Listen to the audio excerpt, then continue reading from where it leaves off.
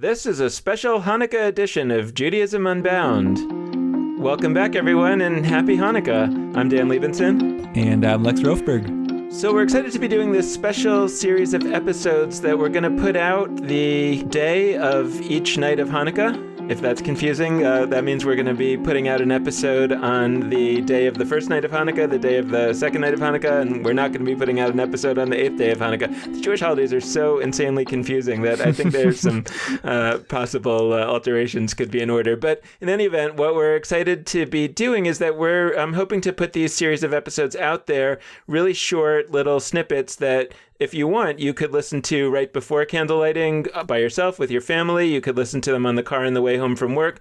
But we're hoping to give you little ideas about ways to make the experience of Hanukkah a little bit richer. These all come from our Hanukkah Unbound initiative that you can find online, and it's got all sorts of different resources for you to check out and help make your holiday experience better. But the most important thing is that we want you to enjoy the ideas that we put out there, but also if your family does your own quirky, interesting, fun, meaningful, whatever adjective Hanukkah rituals, we hope that you will let us know. There's a link on our website to submit your traditions, and if you want to share them with the world, encourage others to use them. That's what we want to see. It's not just about our ideas, it's about elevating everybody's out there.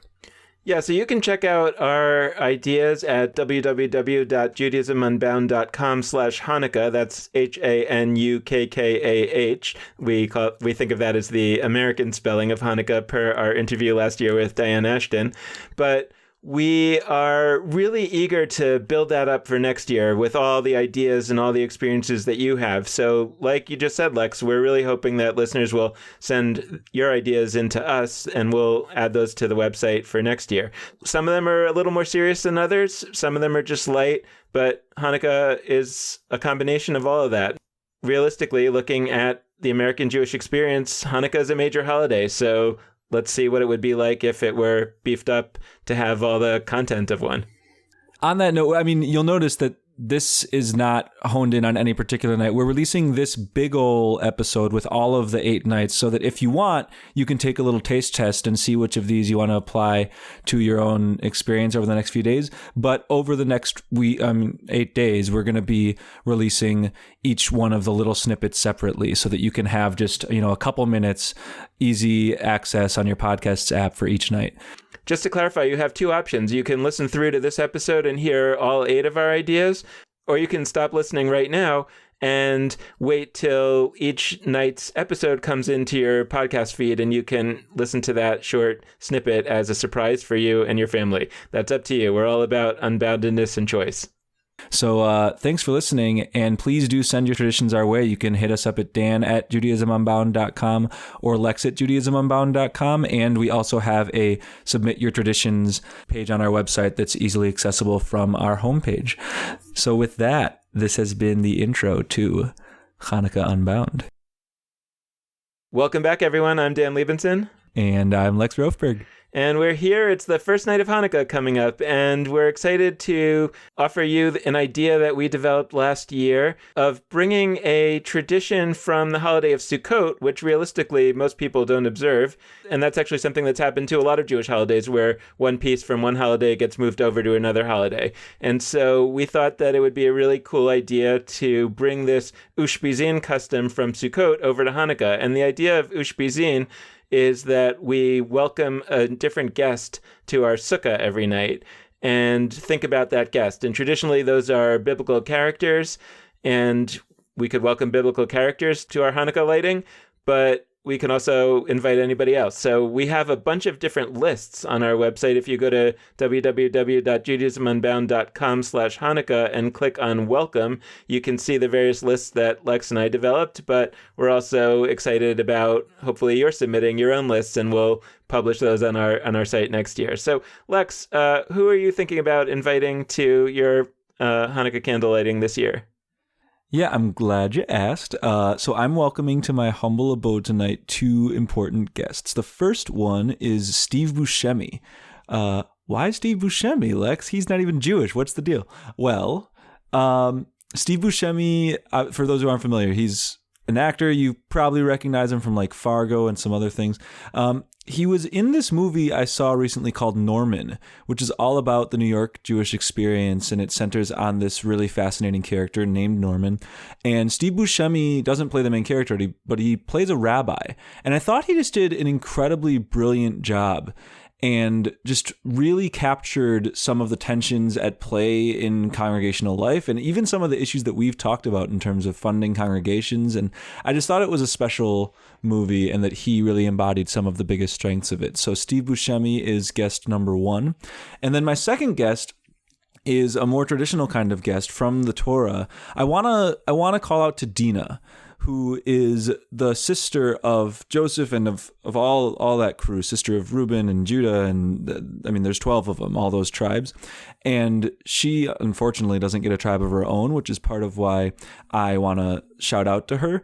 But also because I made this list last year of some ushpizot, some female guests from the Torah to welcome each night of Hanukkah, and I didn't think to include Dinah, and I regret that on a number of levels, but in particular, in the culture that we're in right now, where we're finding out left and right about all sorts of people in Hollywood and in politics who have been committing terrible acts of sexual assault. Dinah was raped in the Torah, and it's really a significant moment in Genesis, both because it's a rape of a core member of the family of Israelites that would become sort of the centerpiece of the rest of the books, but also because she doesn't really get spoken about in any other way. She is, the sister who gets raped and then she's gone and she's never developed in any sense. And I think that that's a real problem and something that I would hope that the text atoned for at some point, but really hasn't, unfortunately. So I wanted to shout out to her this time around and think about how through these guests we can really connect lessons from our current time to ancient and contemporary kinds of guests. I this wasn't one of the ones that I was going to invite, and it does seem a little bit wrong right after Dinah, but I'm going to go back to Steve Buscemi, and I'm going to welcome the Hebrew Hammer because it's on my mind a lot since we had an interview with the star and director of the Hebrew Hammer recently.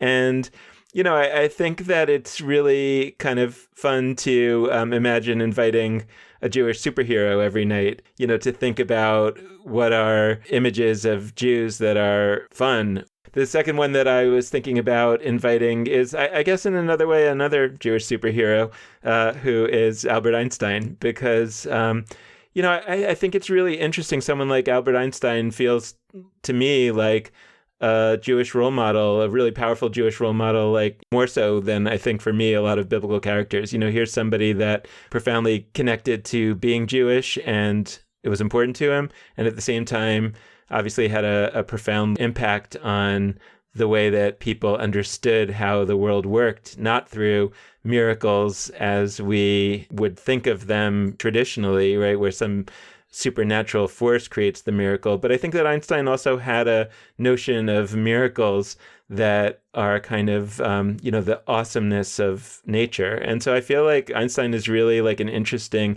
character for me to be thinking about as we light these candles and imagine that people thought of them as a miracle in the supernatural sense, and that we can look at them and think about what they might be like as miracles in the natural sense. Well, I love those, Dan, and it sounds like we have to do some sort of Skype meeting or Zoom meeting with the six of us, you, me, Albert, Steve, Dinah, and Mordechai. That's the Hebrew Hammer's given name. I think we're going to have to schmooze. It should be a good convo. One other little thing before we go with this first night is that we hope that when you mention these ushpizin or ushpizot, that you talk a little bit about why you're welcoming, sort of like we did on this episode. We think that the tradition could be really rich if not only we mention, X or Y person that we're welcoming into our lighting, but also if you say a little bit about why. So let us know how that goes, and we really hope that this effort, this tradition, this ritual feels meaningful for you. So thanks to all of you for listening. We hope that you'll send us your own traditions. You can do that at dan@judaismunbound.com or lex@judaismunbound.com or via our Submit Your Traditions page on our judaismunbound.com website. So thanks so much for listening, and with that, this has been Judaism Unbound. Welcome back, everyone. I'm Dan Liebenson. And I'm Lex Rofberg. And we're here just before candle lighting on the second night, and we are making various suggestions as to how folks can enrich their Hanukkah experience. These are meant as short episodes that you could just do right now. So what we want to talk about now is what we put together on our website, www.judaismunbound.com/Hanukkah. And if you click on the listen link, you can see some music playlists that we've put together. And there are links on the website where you can go directly to Spotify or directly to Apple Music and play those playlists right now. We put together 2 playlists for Hanukkah, and I just wanted to describe them very briefly. One is a kind of playlist of songs that more or less are actually Hanukkah songs. They were written to be Hanukkah songs, or they make reference to the Hanukkah story in some way, but they're not traditional Jewish Hanukkah songs. And we thought that it would just be cool to assemble all of that in one place and kind of listen to that American Hanukkah experience and see what sort of that moves in you. The other playlist that we put together is a playlist where we actually put songs, a growing number of songs for each night, just sort of almost like a different way to light the menorah. So instead of, or in addition to lighting the menorah and having 2 candles on the first night's candle and the shamash to light it with, you could play 2 songs. And we have a suggested list where what we tried to do in that list, it's really more just fun and cute, is that each night has a song that's about light or fire. That's the shamash. And then the rest are songs that incorporate a numerical word, the night of that night of Hanukkah, and then going down ultimately to 1. It was an interesting challenge to have to find 8 songs with 1 in it and 7 songs with 2 in it. But we hope that you have fun with it. And actually, it's what I found in putting together the list, Lex, is that you kind of realize that there's sort of interesting things that happen. Like, it actually becomes meaningful, and I was surprised at how meaningful I actually find this almost like silly little list where we have songs going down from 8 to 1, but it actually gets me thinking about the holiday in a different way. So hopefully it's fun for people to listen to. And I'd also be curious if it sparks thoughts in other people about other ways that they could do stuff like that. Yeah, I keep doing those unintentional all things. These fire and light they're everywhere, damn it. No, that's actually related to what I was going to say, which is that what this playlist helped me with is that all these songs that I think of just as, fun little ditties on the radio, I'm really bad at listening to songs and really internalizing the lyrics. I'm very musically oriented, and so I'm focusing on the melody and what's happening musically and less about what is actually being said. But what this helped me do is take, a John Legend song that's, for example, that's called Darkness and Light, which I had never thought about in the actual context of Darkness and Light. I just thought about, the nice harmonies and his beautiful voice. But it helped me think, oh, wow, there's a lot of intention behind these lyrics and there's some beautiful things going on. So this was Dan's idea. I'm really glad that you brought this to the game plan and that we've been able to spread it out there for others to enjoy.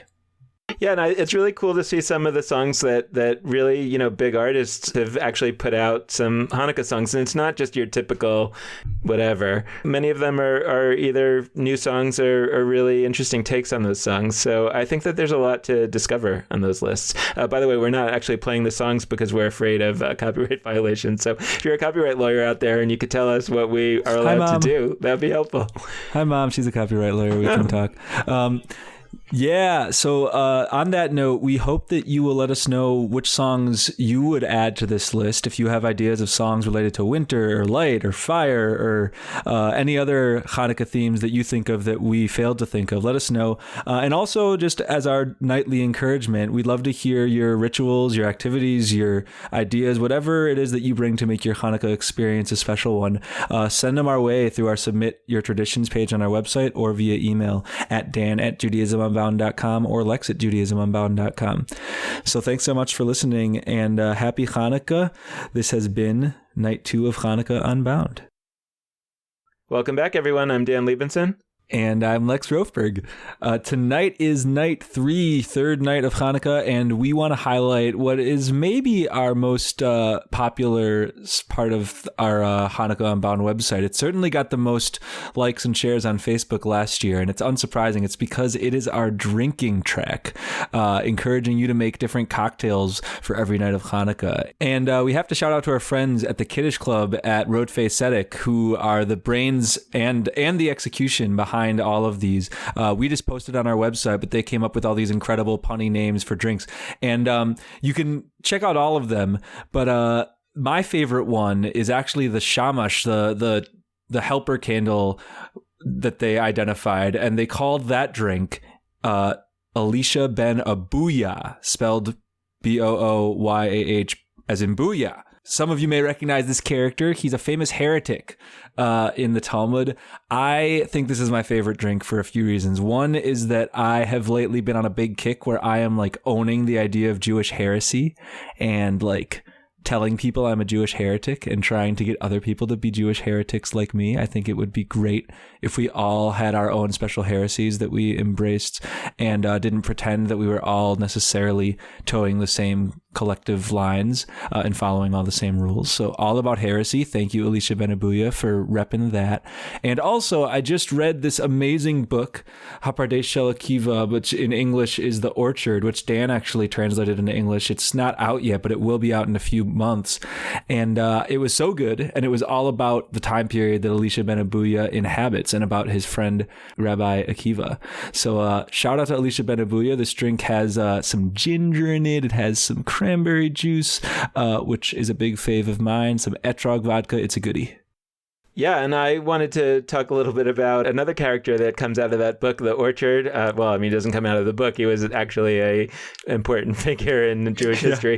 The rabbi's name was Elazar ben Arach, who's a very not well known, one of the sort of original founders of Rabbinic Judaism, basically. And the drink in his honor is called the Elazar ben Arak, which is made from arak, which is an anise flavored liquor. The truth is, I really don't like anise or black licorice. Or pineapple, which is also in it. But I do like to pay tribute to some of the forgotten figures of history. I wanted to say about the general idea of drinks that it's one of the ideas that we have on our website of sort of different ways to, quote, light the menorah. I think it may have originally come out of the idea of getting lit. And that you don't only have to light, you can get lit. And but I think there's all kinds of things that we were exploring with that. Could we have drinks that each of which is a different color? And I was thinking that a set of drinks would be cool that would have some of the seasons, like pumpkin spice, or things like that kind of come out of the season that we're in. And what would 8 different drinks be like that seem like winter drinks? And we would love to hear all of your ideas on the drink front. I feel like that's something that our listenership can get behind and would have some great brainstorming potential. So please send those our way at dan@judaismunbound.com or lex@judaismunbound.com. Make sure that you pour those drinks so that they overflow, because one thing Dan didn't mention about Elazar ben Arach is that he's analogized in the Talmud to an overflowing spring. So Yes. I guess we got to pour those drinks heavy. Help us out. Let's figure out the drinking aspect of Hanukkah, important mission of the Jewish present and future. With that, this has been Judaism Unbound.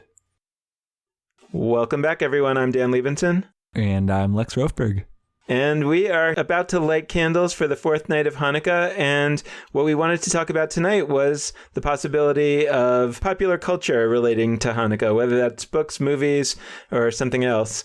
And Lex, what's on your mind? Like, what would you go and do after you lit candles tonight in terms of popular culture? Well, tonight and pretty much every night in the history of the universe, I would be excited to watch Rugrats Hanukkah, because Rugrats Hanukkah, I don't care what any of you listeners out there or anyone else thinks, is like the greatest episode of any television show in the history of the planet. And there's a few reasons for that. One is that Rugrats Hanukkah, as far as I know, was the first ever representation of a Jewish holiday in an animated kids in any kids show on TV. It was a huge milestone in the mid 90s.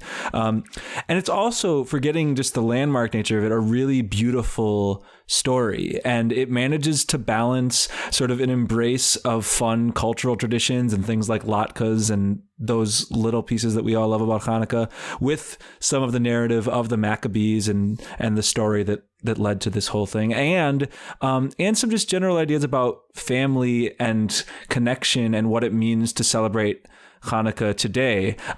So that's all just the Hanukkah piece. And then it also builds in some really beautiful commentary on Hanukkah's relationship to broader society and its relationship to Christmas. There's people in the Pickles family, that's the Regrets family, who are not Jewish, along with those who are. And so Christmas looms large in the episode as well. I think it's a really special, half hour of television, and I'd recommend it especially for my fellow millennials and 90s kids who I'm sure have seen it 100 times, but you should make it 101. But also for those of you that might not have grown up with Rugrats, it's a great program. It's funny, like, as I'm thinking about this, I'm kind of racking my brain for, like, what is really, the best thing, the best piece that I like about Hanukkah. I mean, clearly there's the Hebrew hammer, which I'll bring up again because that's a lot of fun and very Hanukkah related. I think I'm going in this sort of absurdist direction because the only thing that keeps coming into my mind is the movie For Your Consideration, which is one of Christopher Guest's movies, that's the maker of Spinal Tap, etc. And it has nothing to do with Hanukkah, but the funny thing is that it's a movie about the making of a movie, and the movie that they're making is called Home for Purim. And it's this idea that this Jewish family, everybody's coming home for Purim, which is obviously absurd because nobody comes home for Purim. It's not that kind of holiday, or at least it's not observed as that kind of holiday in America. And there's something about that kind of like absurdist element that I think is really interesting. It's kind of like the bookend to Barry Levinson's movie Avalon, which is about a Jewish family apparently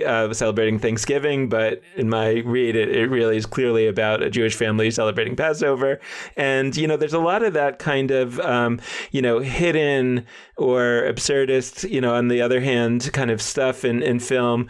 And I think, it would be fun every night of Hanukkah to sort of watch a film that may or may not be about Hanukkah, but that in some way is kind of exploring Judaism in an unusual way. And I think that if we watched 8 of those in a week, we'd have some really interesting conversations.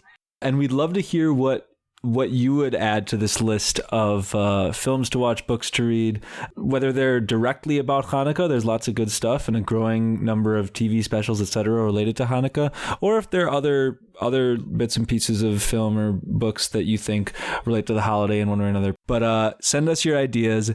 Explore the rest of our Hanukkah Unbound offerings at our website, judaismunbound.com. There's some great things that we hope that you'll enjoy and use to enhance your experience. So with that, this has been Night 4 of Hanukkah Unbound. Welcome back, everyone. I'm Dan Liebenson. And I'm Lex Rofberg. And we are here on the 5th night of Hanukkah, and we are highlighting the Listen and Learn track of our Hanukkah Unbound website. There's, as a reminder, all sorts of different tracks online for you to check out at judaismunbound.com related to the holiday. The Listen and Learn track, for those who don't remember, is a set of our podcast episodes from about a year ago where we featured all sorts of guests talking about Hanukkah, its history, its contemporary observance, all sorts of good stuff.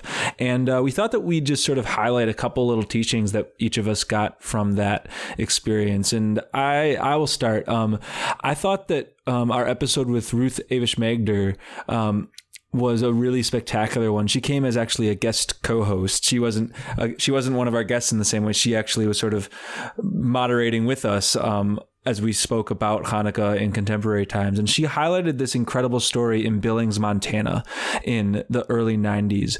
And basically what happened, and it resonates very much with the time that we are living in right now, is that there were a bunch of white supremacists sort of banding together in Billings, Montana, and making life terrible for people who live there, Jews, but also African Americans and others who were minorities in that area. And apparently there was a young child, like 5 years old, who drew a picture of a menorah, and like their window was broken and all this terrible, nasty stuff. And he and his family sent something to the local newspaper letting folks know that this had happened. And the whole town sort of banded together to make sure that this wouldn't happen to anybody else. And a call was put out for everybody to put menorahs in their windows, not just Jews. And people responded. And it was a huge number of people that became part of that sort of micro movement in Billings, Montana.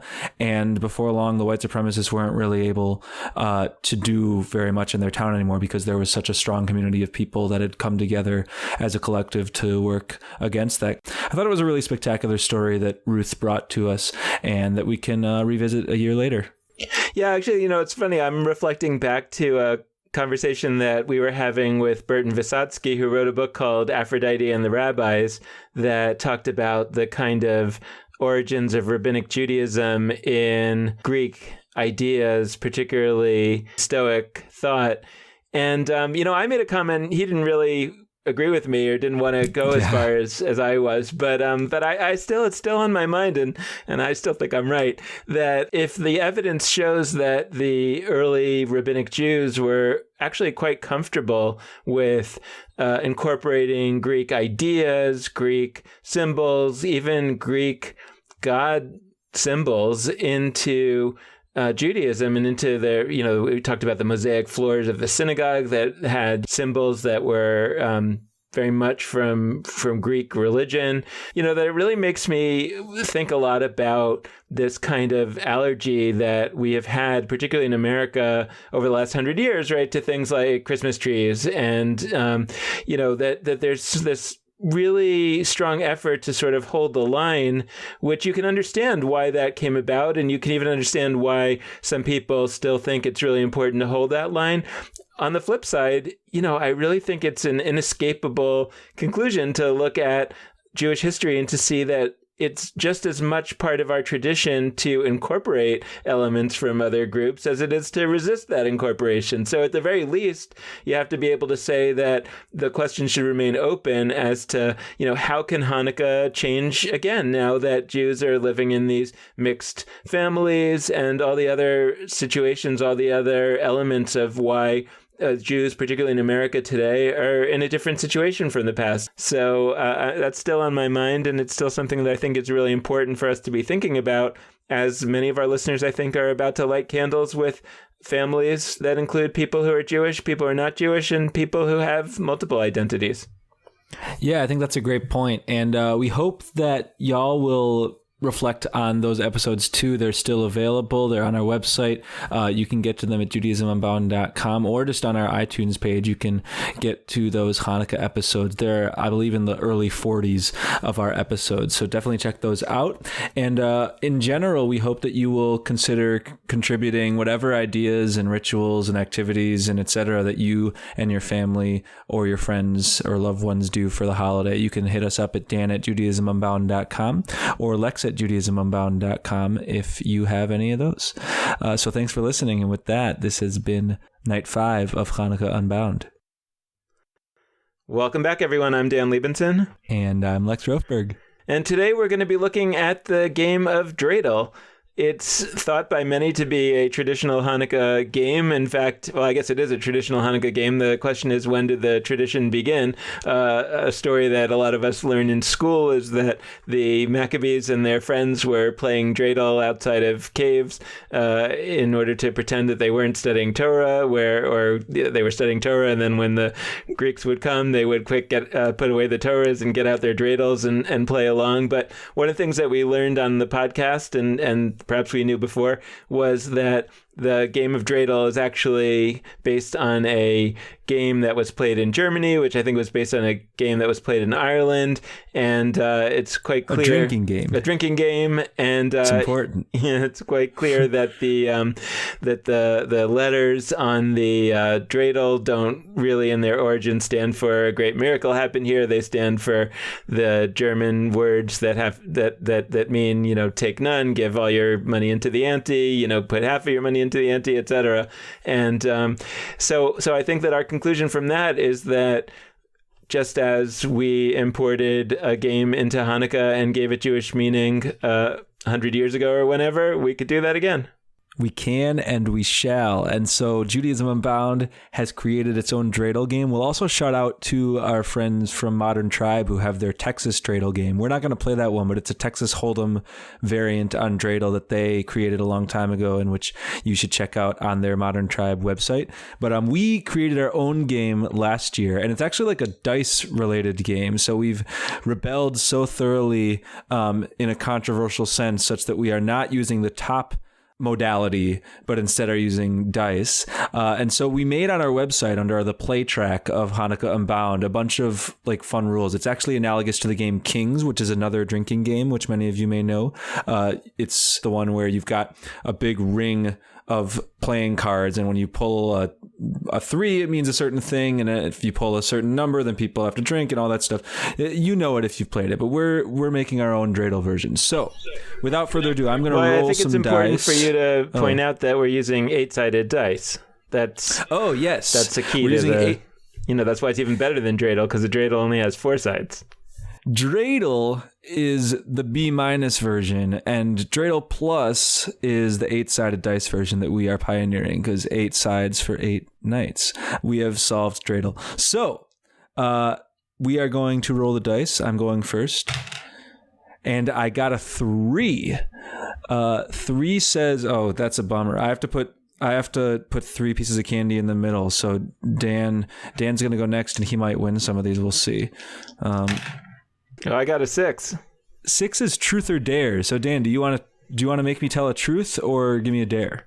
I think given the podcast, it's going to be a little hard to get a dare. So how about a truth? No, well, you could dare. You could be creative, but I'll do a truth. Sure. What do you want? What do you want me to tell the world? What is your least favorite Jewish holiday? Hitting me where it hurts. My least favorite Jewish holiday. I'm going to be like really heretical, and I've said on the podcast a couple times that I sort of struggle with the high holidays. Like Rosh Hashanah, I just continue to not know what to do with, other than Tashlich, the ritual where you throw your bread in the water which represents sins, and the shofar. Those are okay. I like those, but I still haven't figured out Rosh Hashanah. I'm hoping that somebody out there will come up with the Rosh Hashanah tradition or ritual or service that takes it to the next level for me, but I'm not there yet. So I guess that's my truth. So now I will do one last roll. I got a 4, which means I get to take 2 pieces of candy from any opponent or from the middle. Oh. So Dan, I can't reach through Skype to you and take them from you. I'd like to take candy from you. It's not like taking candy from a baby, but it's close. So I'm just going to take 2 candies back from the ones I just had to put in, and I am going to eat them for all of you out there to hear. No, I won't. I'm going to eat them, but I'm not going to do it right into the mic because that would be gross. But so anyway, that's our dreidel game. We hope that you will give it a shot and play it with your friends. You can find it on our website under the play track of Hanukkah Unbound. We hope that you'll send us any of your ideas for alternate dreidel games or general Hanukkah rituals, activities, whatever. And you can hit us up at dan@judaismunbound.com or lex@judaismunbound.com if you have any of those ideas. If you don't have an 8-sided die, I think you could just use 2 regular dice and ignore any numbers above 8. Very true, although that will predispose you towards a lot of 7s and 8s if you know some probability stuff. Hashtag nerd Jews. So I am going to chomp one bite. Hope that was nice and loud. And with that, this has been Judaism Unbound. Welcome back, everyone. I'm Dan Liebenson. And I'm Lex Rofberg. And we are here about to light the 7th candle of Hanukkah and wanted to think about other ways that we might light the candles. Earlier in the series, we talked about the idea of drinking a different drink every night and all kinds of other ways that you might supplement lighting the candles. But we've also wanted to think a little bit about, is there alternatives to actually lighting the menorah as we have it? And I wanted to bring up one of the ideas that we developed last year and that we have on our website at www.judaismunbound.com/Hanukkah. And if you click on the light tab, you can see our chemistry menorah. You should say "Let there be light" when you click on it. It'll be more fun if you do it that way. That would be great. You should definitely say "Let there be light" as you click. And I think that it'll be interesting to get your reaction to that chemistry menorah. It was based on a YouTube video that I saw about how to make your own glow sticks, which you probably shouldn't do at home. But I live near a university and have a friend who's a chemistry professor, so he was able to obtain the makings of this chemistry menorah. So we ordered a 8 test tube rack and followed this YouTube video and put in the various chemicals. And as you pour hydrogen peroxide into each one, it starts to glow. And this got me thinking about two dimensions. One is a recent article in the Forward by David Zvi Kalman, where he talked about the origins of the candle lighting, something that I hadn't really thought about before, that 2,000 years ago, lighting a candle was actually a form of conspicuous consumption. It was actually quite expensive to light a candle, and certainly to light 8 candles, even if it was just in the really ancient tradition where you only lit one light per night. All the more so if you would light, a growing number of lights every night. That would actually be a fair bit of a day laborer's salary. That was interesting because one of the reasons why I didn't pursue this chemistry menorah much further, I was thinking of, could we turn it into a kit? Could we sell it? Is that I think it would end up pretty expensive. But if you look at it that way, it actually wouldn't be so bad. Maybe that's part of it. So I'd encourage everybody to read this article. We've got a link to it in the notes for this episode, and curious what other ideas we might have that might actually get at the true intent of Hanukkah, which is that we really should put some skin in this game. One other thing that I really like about the chemistry menorah is just the miracle, and lighting a candle that you get out of a box doesn't really feel like a miracle, whereas pouring a clear liquid into a test tube and having it glow feels like a miracle, and it's definitely something that if the ancient Israelites had experienced it back then, they would have absolutely been certain that it's a miracle. And so this harkens back to me for my idea from the first night of having Albert Einstein as the person I wanted to invite, and just that idea that there are things that ancient people may have considered miracles that now we can explain, and there are things that we may consider miraculous today in a different way that are still worth experiencing in a miraculous form. Yeah, I mean, definitely check out the different ways of lighting that we have on our site. I love a few of them. I mean, we talked about the drinks one. That's sort of a form of lighting. There's the glow stick menorah that you did can be done in the fancy way that you described, or it can be done just with sort of classic glow sticks if you want to hang them outside. And one that I really like paying homage to is the Shammai menorah, because in the Mishnah, there's a famous debate. We take for granted that, Jewish rituals are the way Jewish rituals are or whatever. But actually, this core Jewish ritual, probably one of the most well-known Jewish rituals on the planet of lighting candles for Hanukkah, was a big debate at first, because the school of Hillel wanted to do, what we do now, light one candle the first night and go up to 8. And the school of Shammai said that we should start with 8 and go down to 1. And there's some really interesting commentary about what the ideas were behind each of those. But I think that there's some good points on both sides. I think you could look at it either way. And so I am thinking about paying homage to Shammai on some of the nights by doing his number of candles, and would encourage folks out there to do the same. If you feel like sometimes we forget about those overlooked Jewish folks of the past who lost the arguments.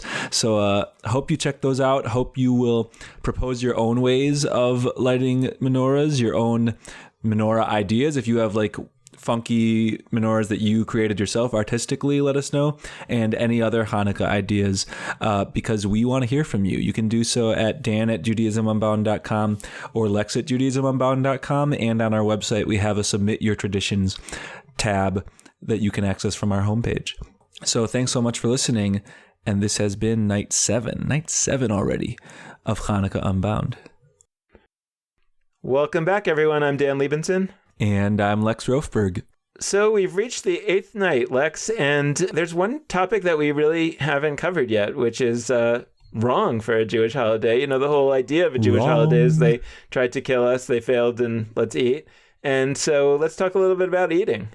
Let's talk about eating, and let's do some eating too. Yeah, I think that Hanukkah's culinary vibe is pretty wonderful, because a lot of people know in America that potato pancakes are associated with Hanukkah, and that's absolutely true. It's especially true for those of us who are Jews of East European ancestry. It's not necessarily always true for Jews who come from other backgrounds, but what is true, regardless of where in the world you are from, I just thought of where in the world is Carmen San Diego. Shout out to my millennials. Anyway, regardless of where you're from in the world, the key is not necessarily the potato part, as much as we might think it is, and as much as I might insist that my mother's latkes are the greatest on the planet, because they are.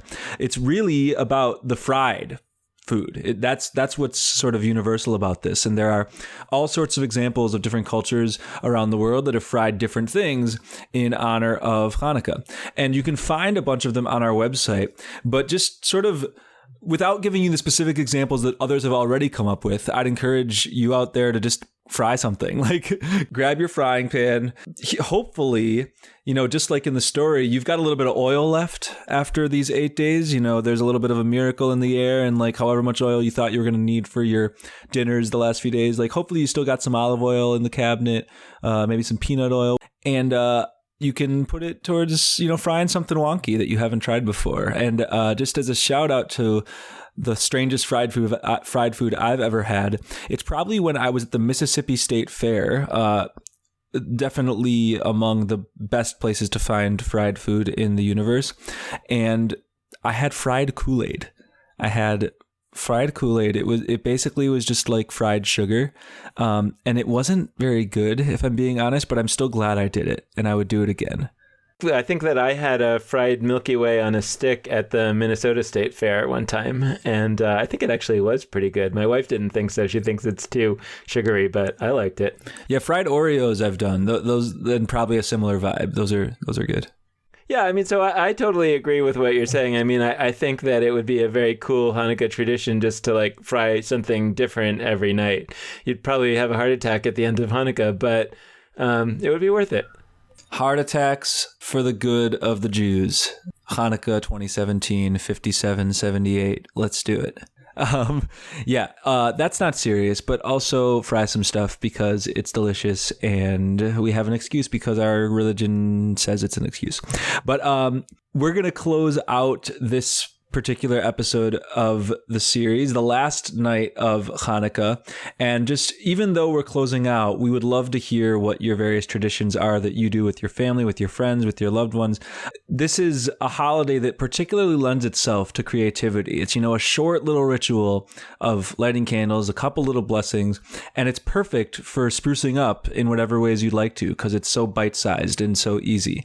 So I hope that people will do that. We'll send them our way at dan@JudaismUnbound.com or lex@JudaismUnbound.com, or through our website. There's the Submit Your Traditions tab that you can access from the homepage, because we'd really love to hear. And then next year when Hanukkah rolls around, we'll have a big old Rolodex of creative rituals for people to try out that you will have shared with us. So thanks in advance for that. And with that, this has been Hanukkah Unbound.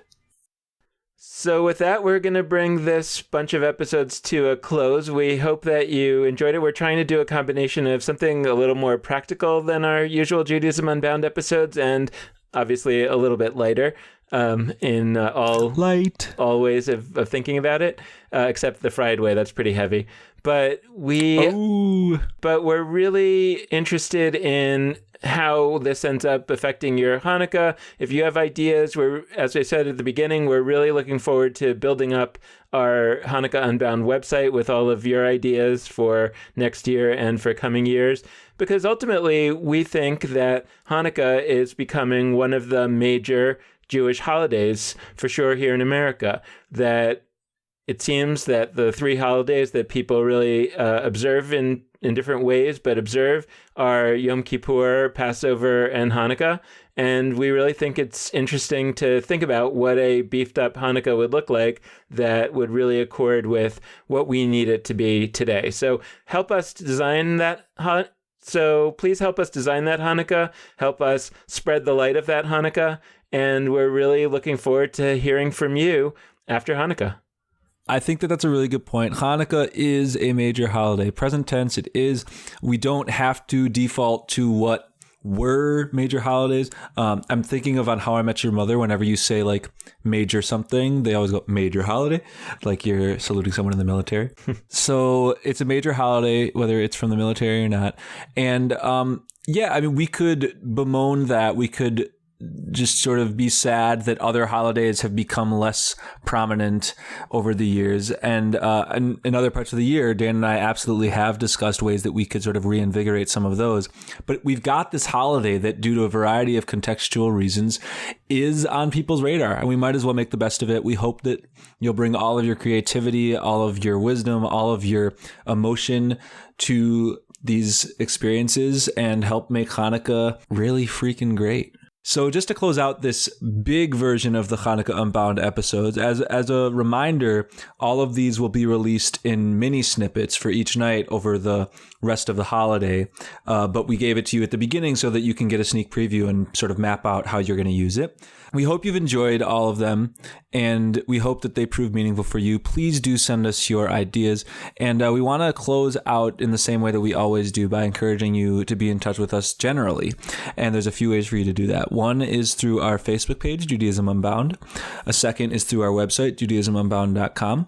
And last but not least, you can always hit us up via email at dan@judaismunbound.com or lex@judaismunbound.com. Last but not least, we always like to suggest that you can make a monetary donation in support of us, either on a monthly recurring basis or just a one-time gift. And you can do either of those at judaismunbound.com/donate. We know December is a big time of year for those kinds of gifts, so we definitely appreciate whatever you are able to send our way. With that, this has been Hanukkah Unbound.